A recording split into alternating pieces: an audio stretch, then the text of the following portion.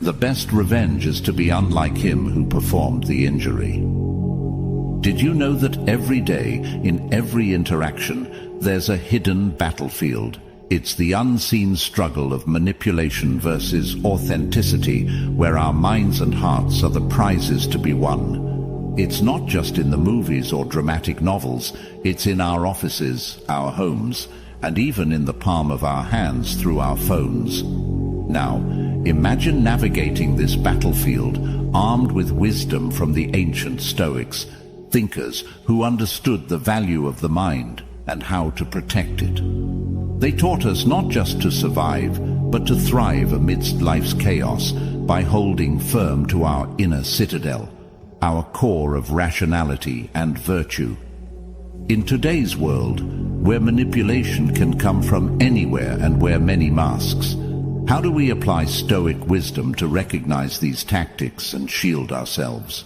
Stay with me and let's explore this together. We'll uncover the modern manipulations that test our Stoicism and learn how to use ancient philosophies to guard our minds and live with purpose.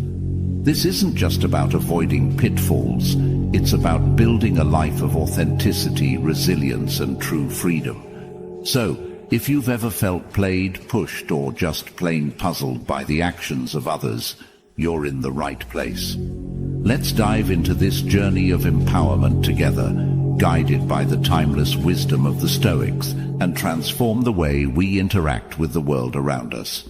And before we embark on this journey together, I'd like to ask a small favor. Hit that subscribe button. It's a simple click for you, but it's a huge support for us. Also, I urge you not to skip any part of this video. You're here because you're not like the rest. You're an exception, seeking not just to navigate, but to understand and master the complexities of human interaction. Stick with me, and let's unlock these insights together. Number 1. Triangulation. Imagine you and your friend are tight, right? Then there's this third person who comes along, and suddenly your friend starts sharing things you said in confidence, or worse, twisting your words to create a narrative that pits you against each other. It's like being back in a schoolyard drama, but with higher stakes because, as adults, the emotional fallout can be way more severe. You start to question your judgments, your friendships, even your sense of reality. It's as if you're playing a game where the rules constantly change and you're always a step behind. The real kicker? Often, you don't even realize what's happening until you're knee-deep in doubts and feeling totally alone in the middle of a crowd. Stoics like Marcus Aurelius and Seneca taught us the value of inner peace and the importance of understanding our reactions to external events. When faced with triangulation, a Stoic approach would be to observe the situation with detachment, recognize the manipulation for what it is, and refuse to let it disrupt your inner serenity. It's about realizing that while you can't control the actions of others, you can control your response. The Stoic wisdom also teaches us about the importance of direct communication and seeking clarity in our interactions. If you suspect triangulation, approach the people involved with honesty and openness. Often, bringing hidden things into the light can dissolve the shadows of manipulation. So remember, in the face of triangulation, your best allies are your sense of self, your ability to question the narrative being spun around you, and your commitment to maintaining direct and transparent relationships. It's not about avoiding the leak in your boat, but knowing how to patch it up quickly and keep sailing forward, guided by the stars of wisdom and integrity. Number 2. Double bind. In real life, it manifests in situations where you're damned if you do and damned if you don't. Each option laid out before you seems to lead to some form of critique or disappointment, effectively trapping you in a cycle of perpetual wrong choices. Here's a classic example. Imagine being encouraged to share your thoughts and speak your mind, to bring your true self to the table. So, you muster up the courage, you open up, and bam! you're criticized or dismissed for doing just that. It's confusing, right? It's as if you're being told to jump into the pool, but the moment you do, you're scolded for getting wet. This tactic is a favorite for manipulators because it keeps you off balance. You start second-guessing yourself, your decisions, even your perceptions. The ground beneath you feels shaky because the rules seem to change based on the whims of someone else. Stoicism also teaches us about the dichotomy of control, a concept that's incredibly useful here. It's about understanding what is within our control and what isn't. Your actions, your responses, your integrity, these are under your control. Other people's actions, including their attempts to trap you in a double bind, are not. So, when you're encouraged to speak up only to be criticized, remember that your worth and the value of your contributions are not determined by the reactions of others. They are determined by your own commitment to speaking and acting with integrity. The Stoic approach would be to recognize the double bind for what it is, an external challenge, not a reflection of your worth or abilities. It encourages us to respond not with frustration or self-doubt, but with a calm and detached assessment of the situation. Can you clarify the expectations? Can you discuss the contradictory feedback? If the situation remains untenable, perhaps the Stoic practice of turning inward and focusing on maintaining your own ethical standards is the best path forward. Number 3, projection. This can be particularly insidious because it not only confuses you, but can also make you doubt your own actions and feelings. For instance, if someone is feeling guilty about their own dishonesty, they might accuse you of being the liar. Or, if they struggle with jealousy, they might insist that you're the one who can't be trusted. It's a defense mechanism, a way of avoiding the discomfort of facing their own shortcomings by making them about someone else, namely, you. Stoicism encourages us to question the validity of the accusations being projected onto us. Are they a true reflection of our character or actions, or are they a mirror reflecting someone else's issues? By maintaining a clear sense of self and staying grounded in our own truth, we can deflect these unfounded projections without allowing them to penetrate our peace of mind. Marcus Aurelius reminds us to meet others' faults with compassion and understanding. Recognizing projection for what it is, a sign of someone else's inner turmoil, allows us to respond not with anger or defensiveness, but with patience and empathy. This doesn't mean we accept the projection as true or let it slide without address. Instead, we can gently but firmly refute the false accusations and, if possible, encourage the projector to reflect on their own behavior. The Stoic approach to dealing with projection also involves recognizing the limits of our responsibility. We are responsible for our actions, our integrity, and our responses. We are not responsible for carrying the emotional baggage that others try to unload onto us. This distinction is crucial for maintaining our emotional well-being in the face of projection. In dealing with projection, it's also helpful to maintain strong personal boundaries.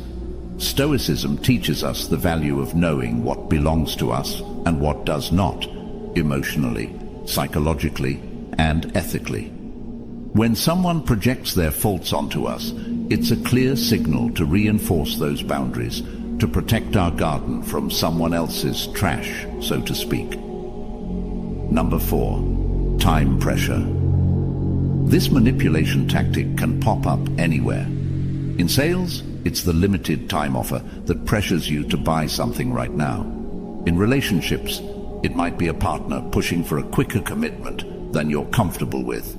And in the workplace, it could manifest as unreasonable deadlines that force you to make decisions without adequate information or consideration. One of the core principles of Stoicism is the dichotomy of control, distinguishing between what is within our power and what is not.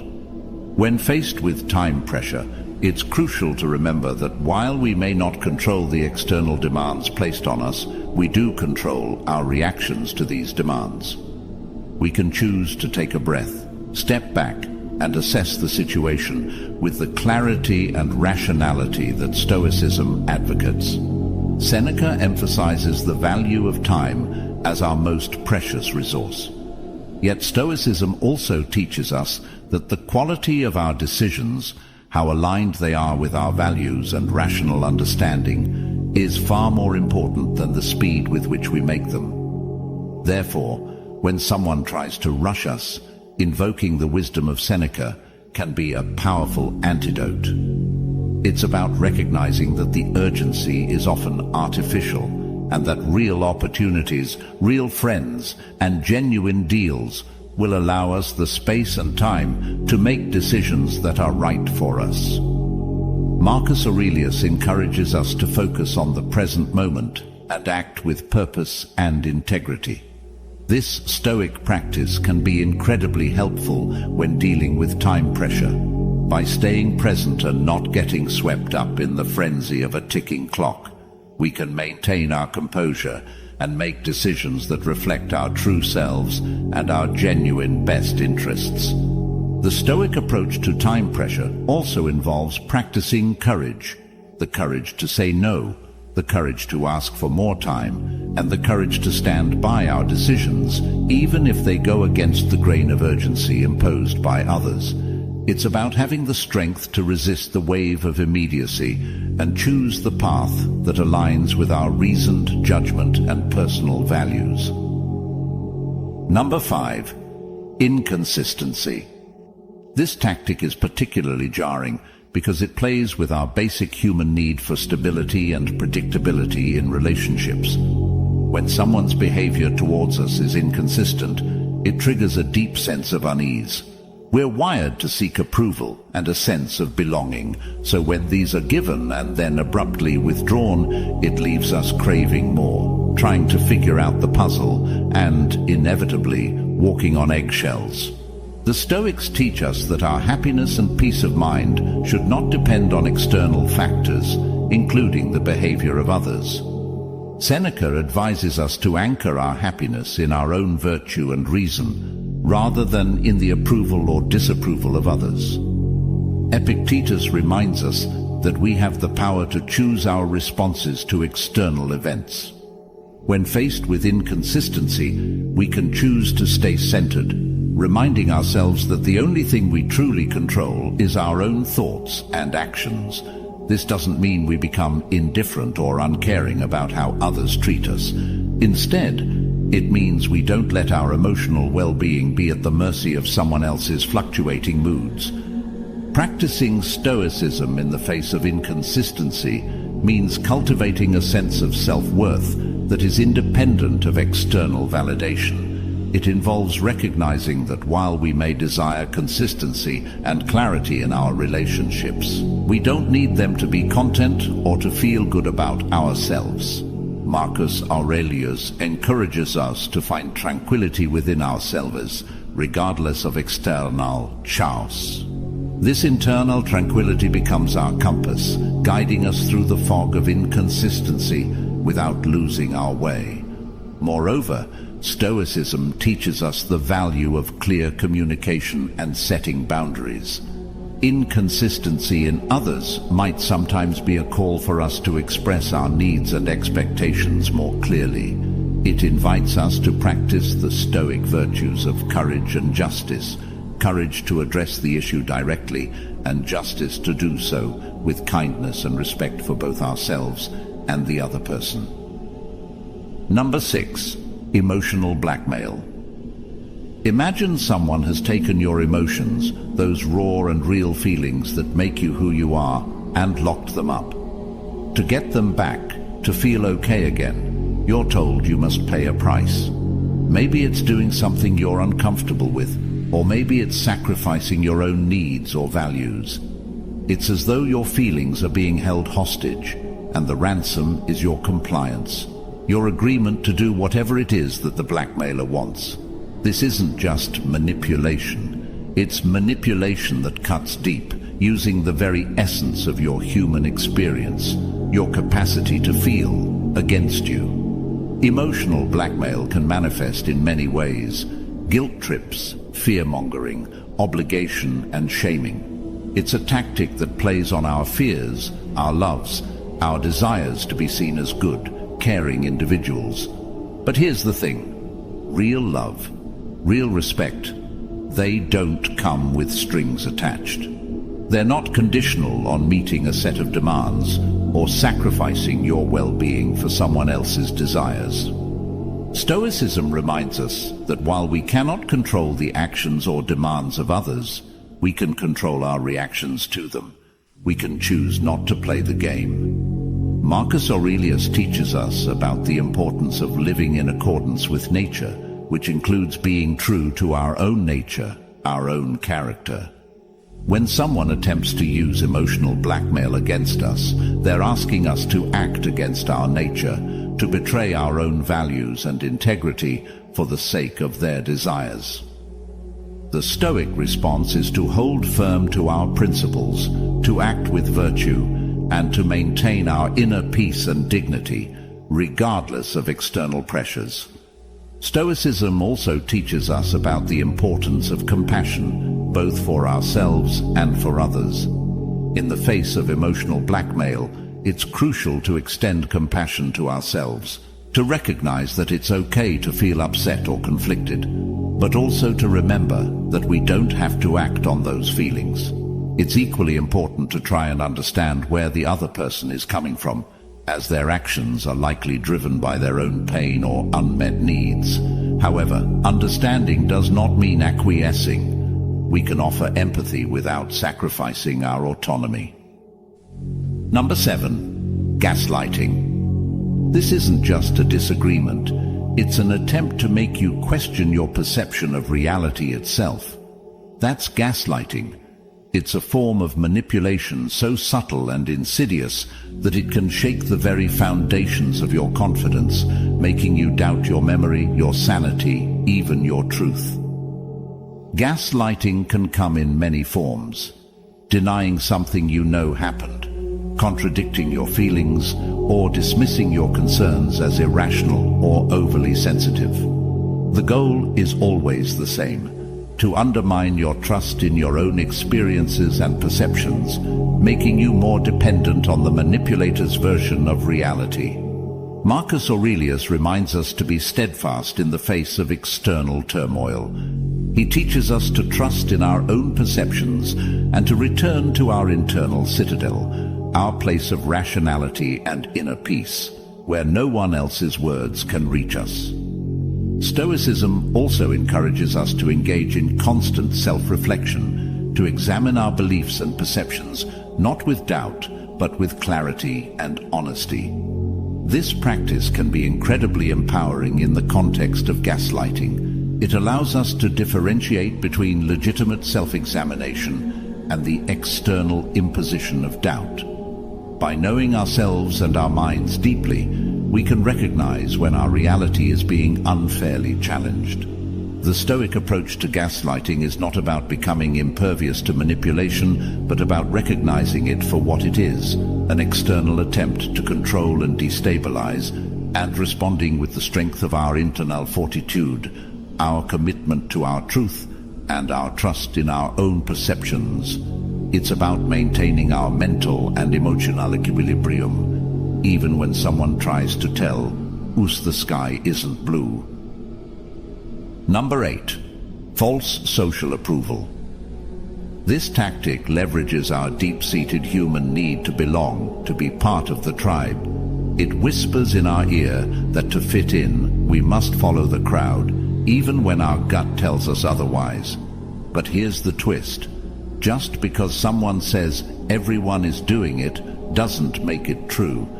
This is a classic case of false social approval, a manipulation technique designed to sway our actions or opinions by exploiting our desire for social conformity. Marcus Aurelius advised us to act in accordance with nature, our own nature, and to be true to ourselves. When faced with false social approval, His teachings remind us that our actions should align with our inner virtues, not with the fleeting trends of social consensus. He prompts us to ask ourselves, is this action virtuous? Does it contribute to the common good? Is it in harmony with my true self?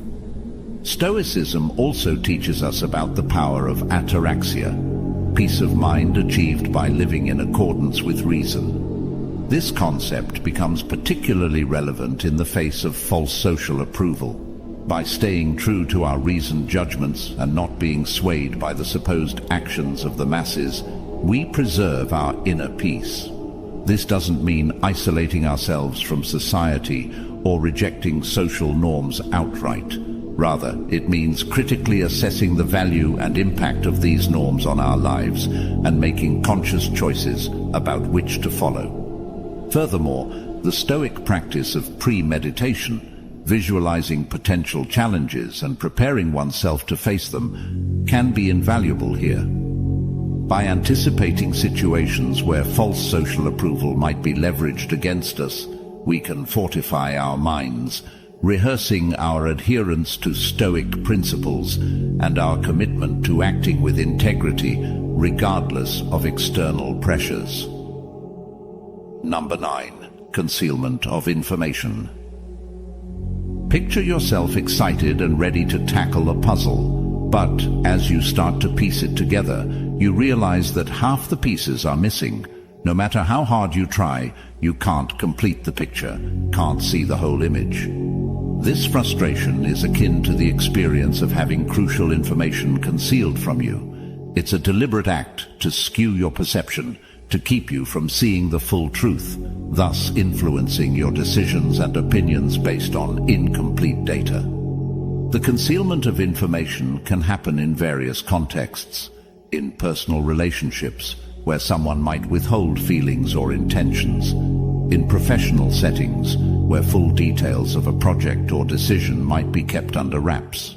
Or even in larger societal or political discussions, where the full facts are not disclosed to the public. This tactic plays on our natural desire to understand and make sense of our world. And when pieces of the puzzle are deliberately kept from us, it can lead to confusion, misunderstandings, and misguided actions. Seneca, the Stoic philosopher, advised against hasty judgments and decisions made without full understanding. He would counsel us to be patient, to question, and to seek out as much information as possible before forming an opinion or making a decision. This doesn't mean we become paralyzed by indecision, but rather that we acknowledge the incomplete nature of our understanding and proceed with a measured and reasoned approach. Moreover, Marcus Aurelius reminds us of the value of inner wisdom and the pursuit of truth for its own sake. When faced with the concealment of information, we are invited to tap into our own inner resources, to use our reason and judgment to question the gaps in our knowledge, and to seek out additional sources of information. This pursuit of the full picture is not just about making better decisions. It's about aligning ourselves more closely with the Stoic ideal of living in accordance with nature and truth. Number 10. Fear attachment. It's about using scare tactics to control your actions by attaching a frightening outcome to any choice other than compliance. It's a powerful form of manipulation because it taps into one of our most primal instincts, fear.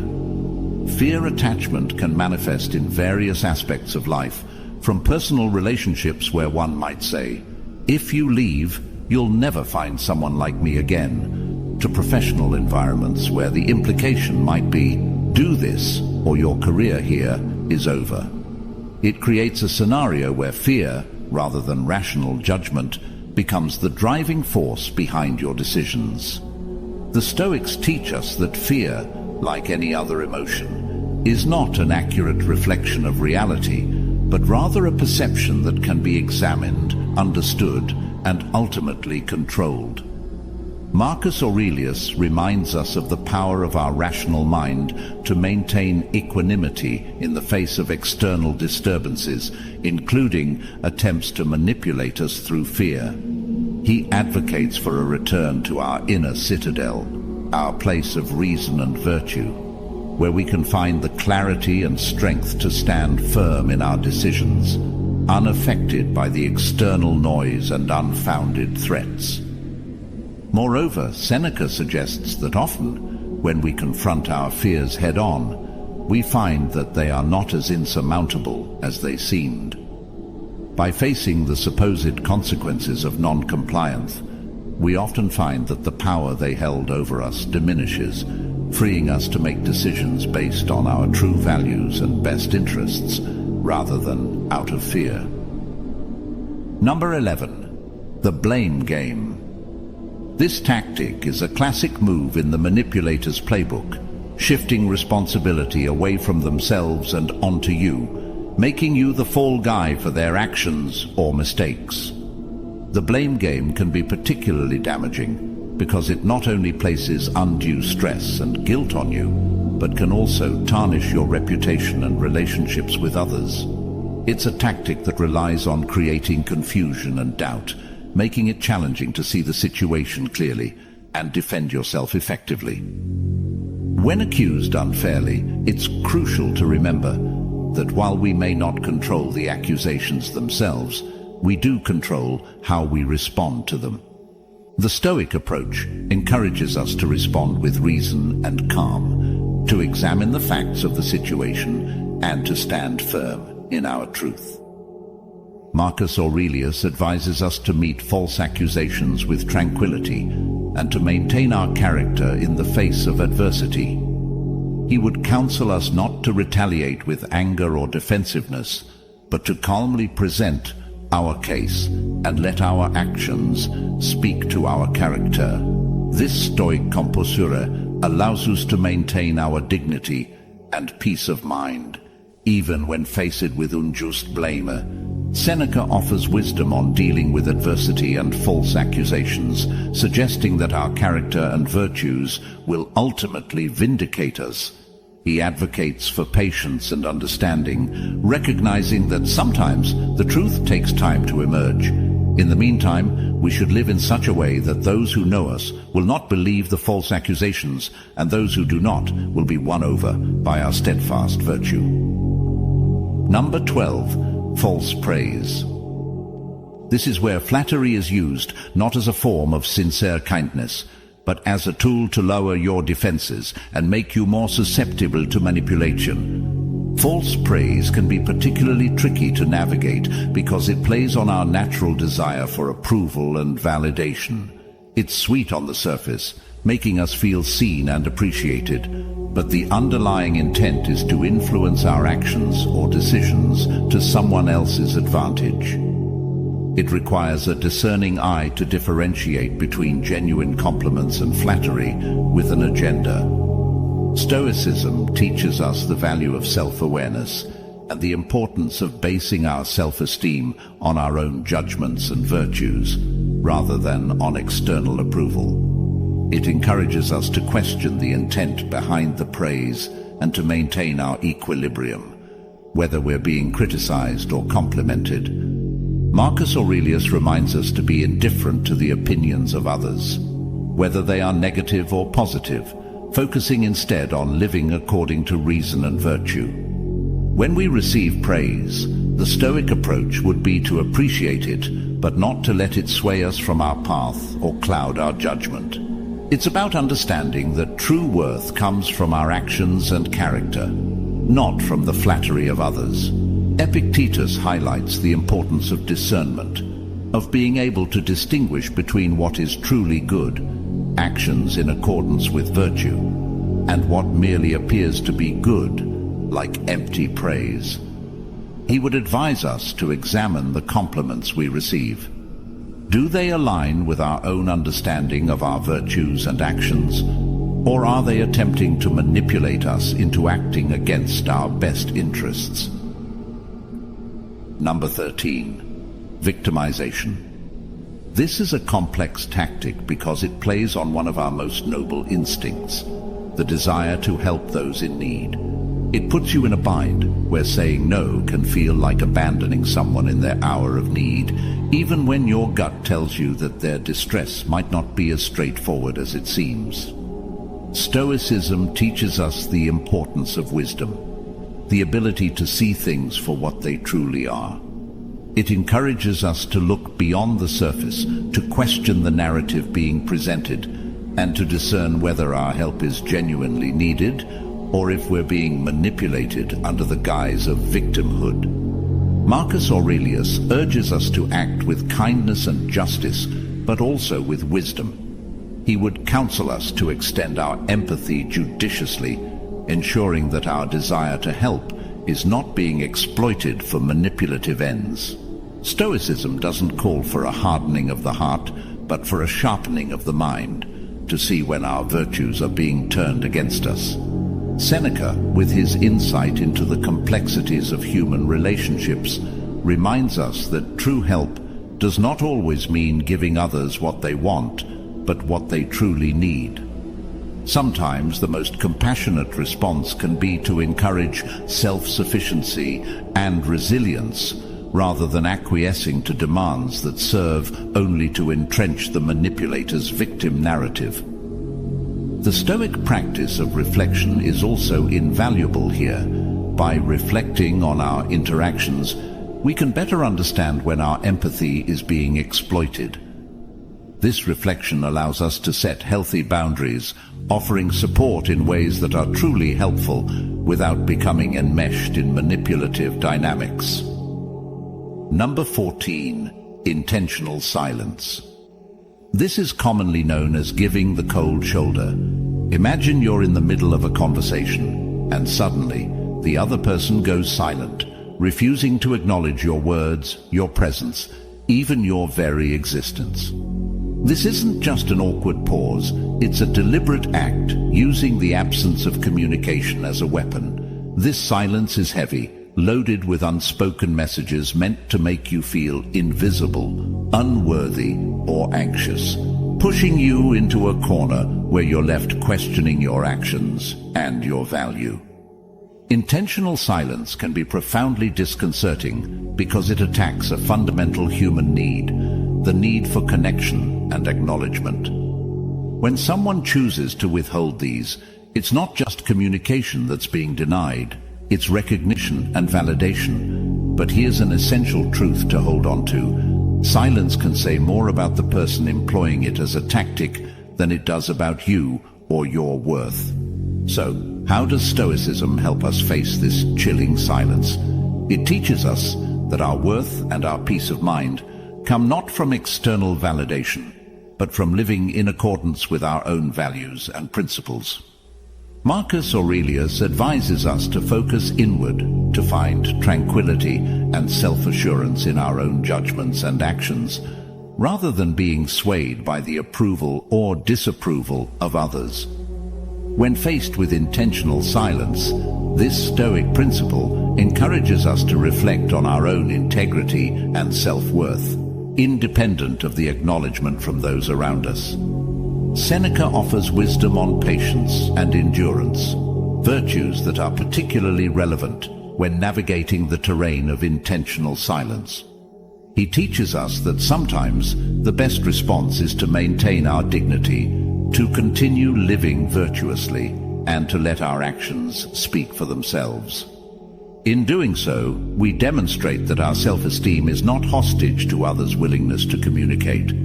Moreover, Stoicism encourages us to extend compassion, even towards those who use silence as a weapon. This doesn't mean we accept poor treatment or diminish our worth. Rather, it means we recognize that such behavior often stems from the other person's struggles or inability to communicate effectively. From this place of understanding, we can choose to respond with empathy, seeking to bridge the gap without compromising our self-respect. As we close this chapter of our Stoic journey together, remember, in the vast tapestry of human interaction, manipulation may weave its threads around us. but it is the strength of our own character, the clarity of our reason, and the steadfastness of our virtue that determine the pattern of our lives.